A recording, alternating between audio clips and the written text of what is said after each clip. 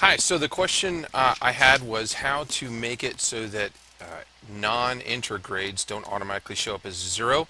That's the default, but sometimes it can get changed. So I'll show you one that's set correctly in this class. If I go to formative and go to edit settings, and this only affects categories up top, if I say show more, it should always be checked exclude empty grades, meaning that if you haven't graded, if you haven't put in a zero, then it just doesn't count. It skips it all together.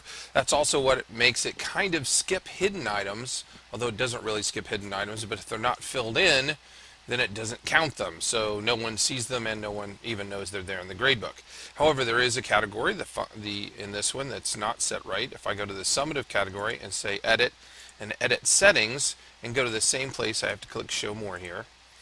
It is unchecked, meaning that whether students graded something or not, if it's in that grade book, it's going to count it. So it's going to be a zero until you give it some other grade. So all you have to do is check that item and hit save changes. And really, I'm not sure how sometimes this happens. Maybe it's from an old setting that's carried over from previous years, but that's all you have to do to check the ones. Obviously, hidden zero ones don't matter because none of those are counting. So we just got those two categories in this particular grade book to check and make sure there's a set. It's, again, a category only item. You just go down to the end of the category, hit edit and edit settings. It's in the top one under show more. You say that you want to exclude empty grades. In other words, do not count things that have not been graded. And that's it.